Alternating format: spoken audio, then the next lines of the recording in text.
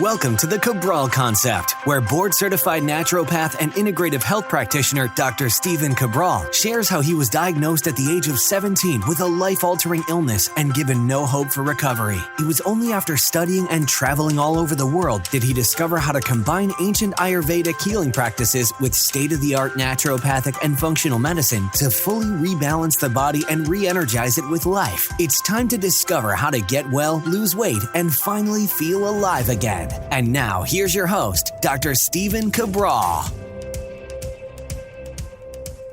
everyone, and welcome back to the Cabral Concept. Glad you could join me here today and looking forward to continuing our signs and symptoms of nutritional deficiencies.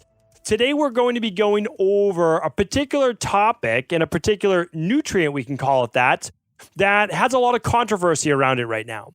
And the reason is we're back in the mindset and mentality of looking at these shortcuts for body transformation.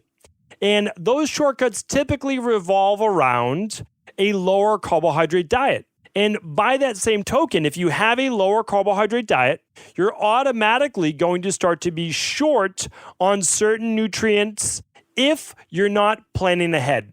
Meaning that today's specific nutrient is fiber. Now, you can actually make it happen. You can get enough fiber in on a daily basis if you are concerning yourself with it on this low-carb diet. So for a lot of low-carb diets, I would say most low-carb diets are below 100 grams per day. Most low-carb diets are taking you below 50 grams of carbs per day. So when you're doing that and you know that your 50 grams is all you get, you have to be very selective then about the carbs that you're getting. So if you're only following a program, if it fits your macros and it's based on carbohydrates, not fiber, you could end up with less than 10 grams of fiber for the day. And as you're about to see, that is not healthy for the long run. Okay, so it's really important to look at this because we do low carb as well. A lot of people misconstrue the information that I try to share. And so I tell people straight up front, I don't have a problem with lower carb. I don't even have a problem with cyclical keto-based. What I have a problem is the long-term adaption, or I should say adoption, of a plan, a medical-based diet that was only meant to be done in the short term. That was never meant to be done in the long term. I honestly believe if you went back even a couple hundred years ago, not even 100 years ago, and you were to tell someone, and they offered you fruit, and you said, no, I'm all set, I'm on a keto-based diet, they would look at you like you had two heads. Because the ability to get food before really 1940, where we could refrigerate, we could start to store things for a longer period of time, it would have been unheard of. If someone offered you wild blueberries, and it wasn't August or September, and you weren't in the Northeast or a place where like they grow plentiful, like Maine, you would have thought that this was the greatest thing ever. And now we just say no. And the reason is that we have a massive amount of food at our disposal. And, most of us, or at least the people listening to this podcast do. Maybe it's not always the healthiest choices, but you have access to food. And you can break it down by fats, proteins, and carbs. And the other interesting thing is this, is that if you went back and we're really talking about, let's say, our genetics and our DNA and where we came from, there is no way humans that fought for food every single day, scavenged, they hunted, they gathered, that was their job. That was their main job during the day. Food, shelter, safety, right? That was basically it. Sleep was the benefit, the bonus, right? Of staying in a tribal-based community, making sure that you weren't someone else's food that evening. And so for a human to walk by food and not eat it if it was a fruit or carbohydrate would have been insane. They would have looked at you like you were insane if you were passing that off. And I'm not saying you are insane, but you know what I'm saying, to be able to forego this food. Now, on the other hand, I understand why people are going lower carbohydrate. And it does work for body transformation. So don't ever, believe that I said that it does not work, because it does. The problem is what it does to your hormones. Most people have no idea because they don't work in a clinical setting. So even some of the most brilliant PhDs and doctors out there, they're not running labs. They're not looking at what it can do to lipid profiles, now good or bad. They're not looking at what it can do to thyroid hormones, especially in women. They're not looking at what it can do to cortisol levels or the balance of estrogen and progesterone, especially in women. And since they're not looking at this, they see it only for the body transformation. And they see people losing the weight. But what they don't realize is that a lot of this has to do with even just hydration, cellular hydration. Because when you eat carbohydrates, water follows. When you store glycogen, water follows. That's not a bad thing. That nothing wrong. That's not body fat. So if we're talking about burning body fat, I get it. I'm on board. But the issue is, and I talked about this last week on the podcast, how people look more puffy and swollen. And I do invite you to check back on last week's show. I'll give you some of the podcast towards the end. Is that most people are putting on 3-4 pounds by the end of a day. They're not putting on body fat. They wake up, they look in the mirror in the morning, they're feeling much leaner, right? And so what are they doing? They put on 3-4 pounds during the day? Of course they're not. What they're doing is they're increasing inflammation, increasing subcutaneous water weight gain for many various reasons. Some of it can be gut-based dysfunction. That's a big one. So as I'm getting into today's topic of nutrients, there's a lot of people out there doing things such as the carnivore diet or the keto-based diet or anything low carb, low fiber because they say it helps them feel better. Less headaches, skin rashes, they have less joint pain. And they're saying, no, you don't understand. Fiber does not work for my body. And I say right back at them, I get it. I believe you. I understand. But what you're really telling me by saying fiber doesn't work for my body is that you have some type of gut-based dysfunction. And that's why it's not working for your body. Because you were born with a specific set of innate human physiological traits. So you were born with a gut microbiome that prefers carbohydrates and fiber. Now, it doesn't mean you're not going to eat fat and protein. You are. But it gets these carbs and this fiber, and it actually feeds the gut microbiome. There are numerous studies out there that long-term low carbohydrate diets actually shrink the gut microbiome. And not in a healthy way. We have less beneficial bacteria, and you can run this at a lab. Now, because you shrank your gut microbiome, those people with small intestinal bacterial overgrowth actually begin to feel better. Why? They had an overgrowth, and now it's shrunk. They didn't take in as many carbs, so they didn't feed as much candida overgrowth. There's a real logic. There's real understanding behind this, and I get it, and it makes sense. The problem is, this is conventional medicine based. You did not do anything to treat the root cause. All you did was another Band-Aid based approach. And if you ever eat carbs again, which you're going to, everybody, don't let anybody fool you out there. Anybody who's promoting, they're going to eat carbs again. And when they eat carbs again, it's just going to come all back.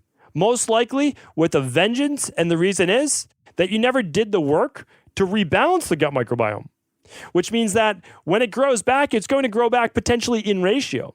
That I'm going to call bad bacteria, but it's just more pathogenic based bacteria, is going to grow back most likely at the same ratio as it was there before. And same with the yeast and candida overgrowth, because it has its placeholders. It's already taken up its spots. And the only way that you get rid of those is by removing them through a specific candida and bacterial overgrowth protocol. And then you repopulate with the ones that should be there. So it's straightforward, it works, but that is ultimately how you then get to have a normal diet again. You shouldn't, if you want to exclude carbohydrates or you want to exclude any food in your diet, go for it. I mean, really. But don't do it because you have to, right? Don't do it because there's a weight issue. Don't do it because there's joint pain issues. Don't do it because there's autoimmune or headaches or skin rashes or anything. Do it because you chose to do it for a certain experiment for your body, right? And again, this is very different than fasting.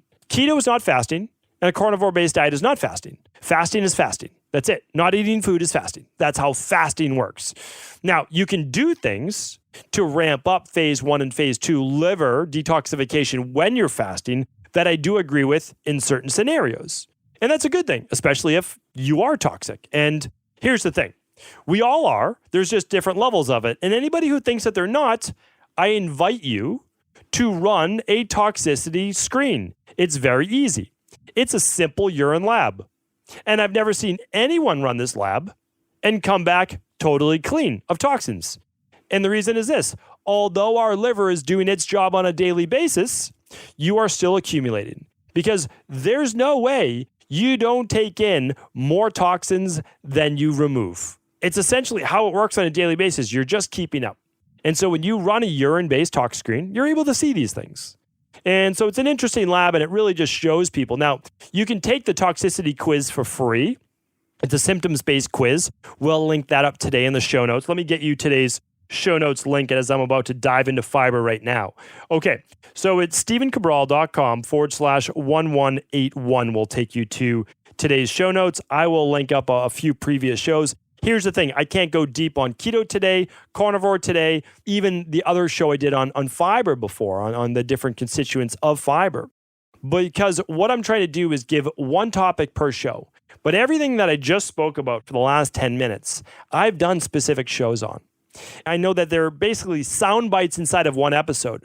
But my goal is if there's a topic that speaks to you, please go back to the previous shows. Learn how to transition off a low-carb diet. Learn how we use low-carb diets to begin to reset inflammation and blood sugar and hormone levels, but understand that they're 21 days.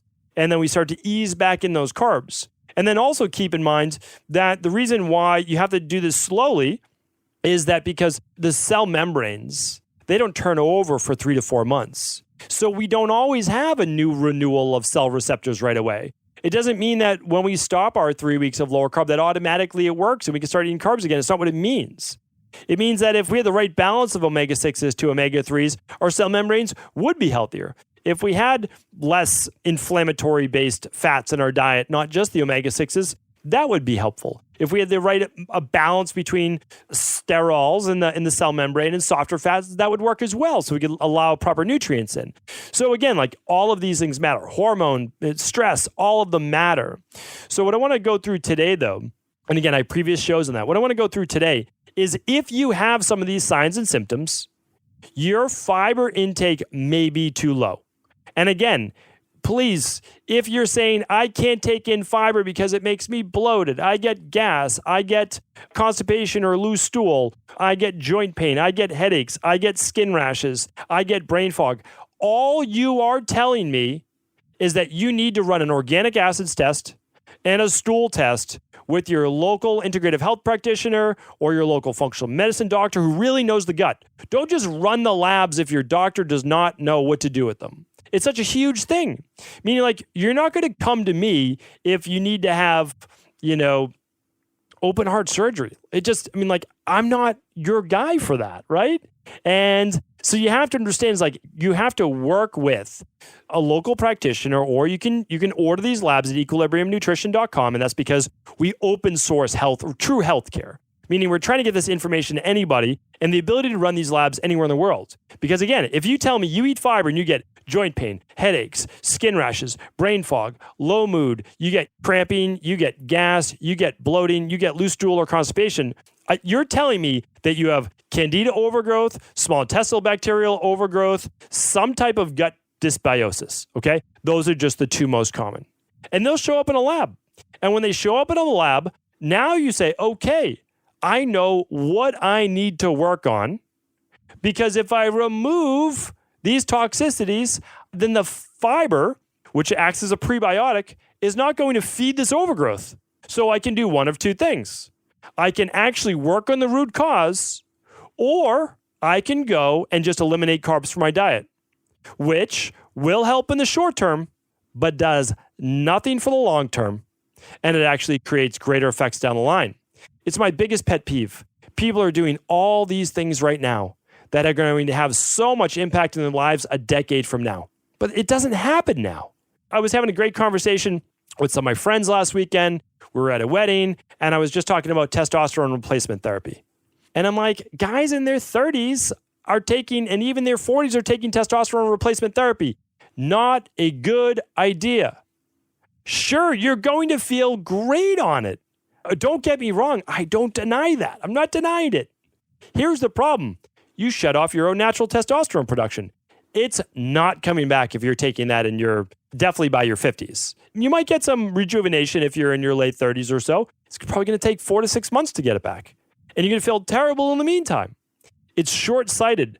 Let's not do things that are short-sighted that we're going to regret a decade from now. Believe me, I was there in my 20s, right? So I was doing crazy diets. I was taking supplements in my early 20s to reduce water weight if I was getting ready to do some natural bodybuilding or a photo shoot or things like that. It was like the wild, wild west. Like I would use those things and try everything. But again, like it's also part of the learning experience. So I don't fault anyone for that. And I'm actually not against it because you learn, right? You learn from it and now you have something to draw upon. But I just don't want people to do all of these things that we think is biohacking and it gets you results in the short term because I get it. It does work. It does work. But I worry that then I'm going to see you or another practitioner is going to have to see you in 10 years because of the repercussions of what happened. So my goal, I'd love to have no one coming to see me, right? Is because everybody is doing the right thing. Everybody's getting themselves well, they're rebalancing the body at a root causal level, then they're maintaining those results and still having fun at the same time because it can. It doesn't have to take forever to get well. That's the thing. We typically tell people about 12 to 16 weeks. And then you're going to maintain. And then you're going to start to wean off most nutritional supplements. You're going to start to introduce some foods that you weren't able to eat before. And it works great. And that's what we want for people. Of course, there's a little bit of effort. But the truth is, you can do the effort now, or you can do even more effort in 10 years from now. So let's just put in a little bit of effort now, because I'm not going to be the one to market to you and to sell you a cheap bill of goods that says, oh no, you can just take this one pill and everything is going to be okay. Because that's not how it works, right? And even today, when we're talking about fiber, which I know that I need to get into right now because I could go on a rant forever, is that you don't want to just take fiber pills, okay? I have nothing wrong with taking some psyllium. I have nothing wrong with taking other types of fiber, but let's try to get it from as much whole food as we can. I'll talk about that towards the end of the show of how to get it from whole food and which ones are best depending on wellness, weight loss, anti-aging. Okay, so here's the thing. I want to go over some signs and symptoms of people often on a low fiber diet. And this doesn't always hold true, but what I want to share is this. Why don't I do this? This is the benefits of fiber. And so if you're suffering from any one of these things, you may not be getting in enough fiber. So fiber has been scientifically proven to decrease cholesterol levels. So it's been scientifically proven to decrease total cholesterol and LDL levels, and LDL being more of the oxidase-based cholesterol. But there are also studies out there showing that it only reduces cholesterol by about 1 to 2 points, meaning like, oh, that's not too great. And people will then draw upon that. But you have to understand that there are levels to this. And if you really look at that research and you dig into the study, you'll find that they used between 7 and 10 grams of fiber per day. 7 to 10 grams of fiber is not going to do it, right? It's like if you want to raise your vitamin D levels and you use 400 IU like the government would tell you to do, you're not going to raise your vitamin D levels. You actually have to use a clinical dosage. And for adults, men should be getting in 35 grams of fiber per day. Women, at least 25 to 30 grams of fiber per day. Men oftentimes told because of greater risk for cardiovascular disease, about 35 grams. I like most humans to shoot for between 30 and 40 grams of fiber per day. That's what I tell them to shoot for, okay? That's our goal. If you're eating 10 grams of fiber per day, should you eat 35 grams of fiber the next day? No, that would probably be a bit much. There'd be some bloating, there'd be some gas, and there'd be some resettling of that microbiome, even if it was balanced. So my goal is just increase a little by little each day. Let me give you some more of the benefits though. Signs and symptoms of low, and if you have any of these things, increase that fiber. Okay, cholesterol is one. Okay, we're going to link up. I don't have time to go back and look at the different links today. It also breaks up my train of thought as I'm going here because there are no notes. So what I want you to do is this. Head on over to stevencabral.com/1181. The show notes page never has anything that you need to do. You can just go and you can look at the links and you can see what works for you. I'm going to link up some past shows because I did a past show on the types of fiber to look at. Insoluble fiber versus soluble fiber. I can't go through all that today, but I'm going to give you a previous show on that, okay? But I can tell you, now you might not decide to ever use any grains. That's up to you, okay? And it might not be work right now for you, but maybe it will in the future. But some sprouted organic oats can be excellent. at raising good cholesterol and lowering so-called bad cholesterol. All right, the next one is this. Blood sugar fluctuations, hypoglycemia or hyperglycemia, low or high blood sugar. Well, we're looking for this. The more fiber you eat, the slower that release of glucose. The slower the body is to absorb all of that sugar as well. It's one of the reasons why I find it completely insane that people don't eat carrots or other types of vegetables because they say they're too high in sugar. They are not high in sugar. They are not high in sugar, and they're not going to spike your blood sugar by eating a carrot. Most people would never consume more than one full carrot. Try it out. Most people are going to not go back for that second full carrot. The problem is, if you do 24 ounces of just straight carrot juice without the fiber, then you could get the glucose spike. And I like carrot juice. I'm not going to drink 24 ounces of it, but I think it's quite healing. And there's a lot of great research on that as well because of the natural vitamin A and the different antioxidants in it, but we'll save that for another show. So maybe I'll do a signs of a low vitamin A as well on the podcast. So here's the thing. You can get your fiber from many different vegetables and fruit and tubers or root vegetables, however you like to refer to them, as well as grains. I'll go through that in just a moment. Constipation is another one. Some people benefit from more fiber for constipation as well as loose stool. So constipation can help absorb more liquid and loose space stools. And for some people that are constipation, some types of constipation, not all, because some has to do with sympathetic nervous system dominance, but some has to do with taking in too much dairy. Some has to do with fermentation of different types of proteins in the gut. But there are forms of constipation where you simply don't have enough bulk fiber in the diet to be able to add enough bulk in the intestines for that peristaltic movement to actually be triggered to move through a process called intrasecession of that food-based now bacteria mixed through the entire colon, small intestine colon. So fiber can help greatly with that. Part of the constipation protocol that we use is fiber, multiple different types, plus magnesium in there, and that works great. Again, that's in addition to working on the root causes. We talked about blood sugar. We talked about cholesterol. Another big one is satiation with weight gain. A lot of people never feel satiated. They eat too much at each meal. Those people can greatly benefit from more fiber at each meal. Some people, they'll eat a lot of protein and a lot of fat, but they'll never feel satiated. They don't feel satiated because their body has not met some of the other requirements as well that their bodies need or would prefer. Can it get away with just the protein and fat? Yes. Would it do much better neurotransmitter-wise, sex hormone-wise, meaning cutting down on cortisol by getting in some carbs? 100%. There's no doubt about that. No doubt about it. Another big one is fatigue. If the body's experiencing a lot of highs and lows in blood sugar fluctuation or not enough satiation from meals, there can be brain fog and fatigue. So it's at least one just to think about that it might be something that you might be dealing with and having issues as well. Just one more that I want to add is this.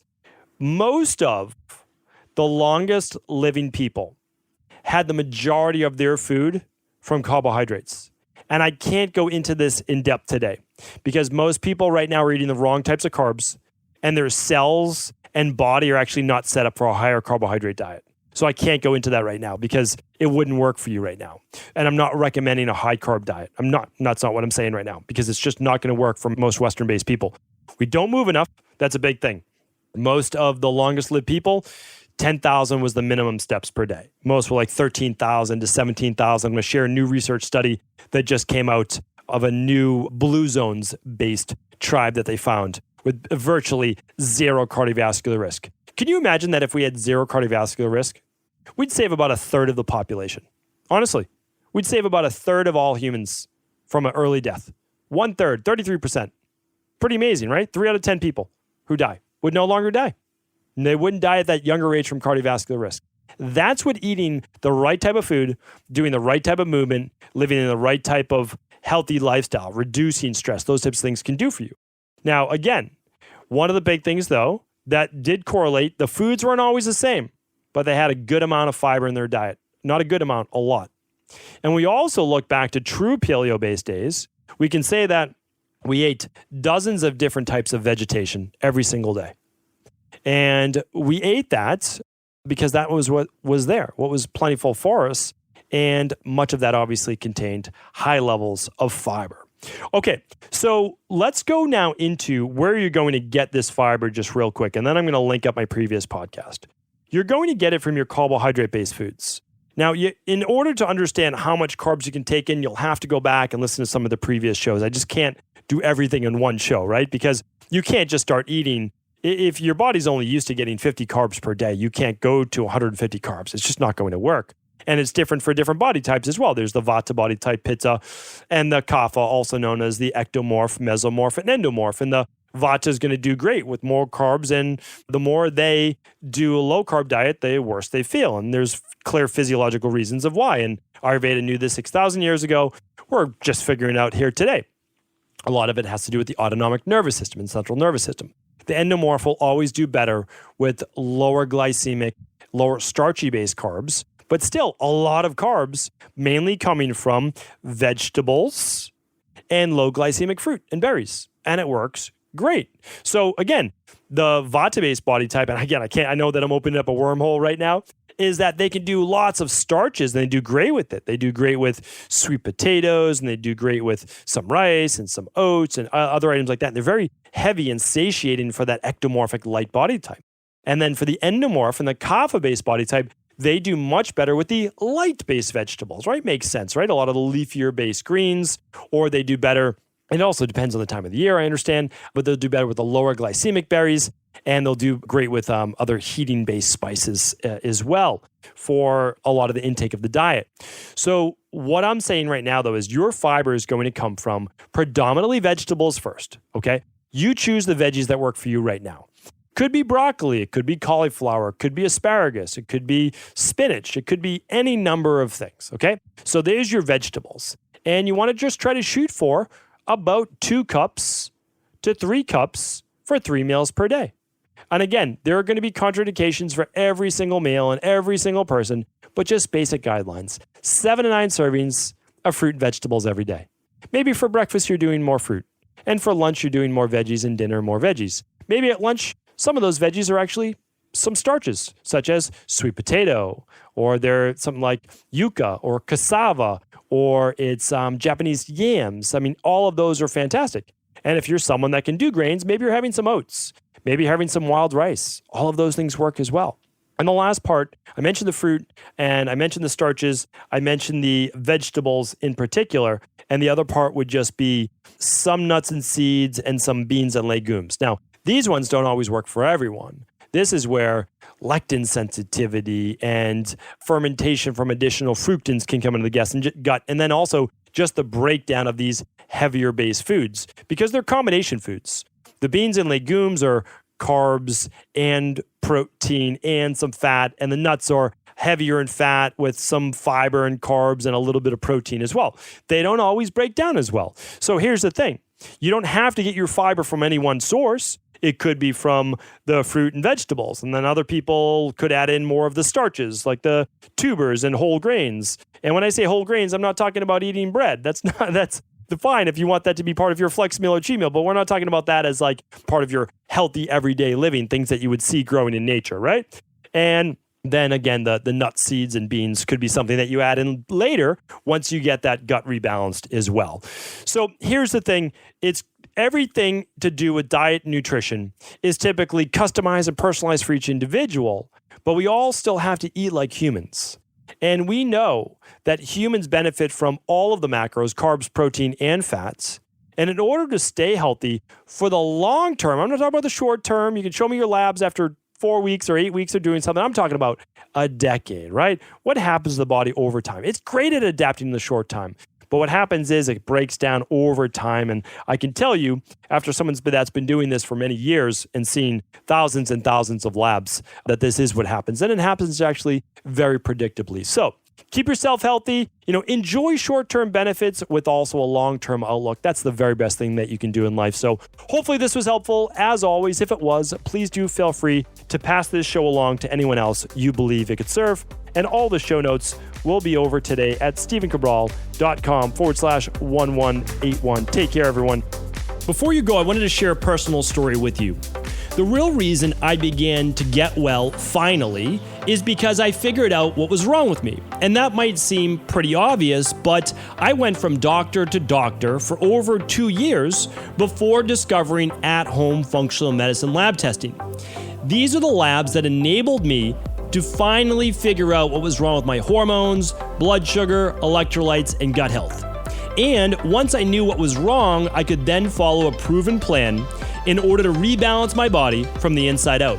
This is why I believe so strongly in functional medicine lab testing and why I've made it my mission to share these labs with the world. Now at equa.life, you can order an at-home lab test or lab bundle for you and your family and be able to complete it within the week. Plus, the EquaLife difference is that you're not left to try to read and figure out these labs on your own. We explain what your lab numbers mean, what they mean in the much bigger picture, and then how to go about rebalancing your body in order to heal. To see our full selection of lab tests or to set up a free lab selection call to find out what labs may be best for you, simply head on over to equa.life/labs. And do remember, we ship these all over the world. To find out more and to set up your free lab selection call, simply head on over to equa.life/labs. That's EQUI.LIFE/labs.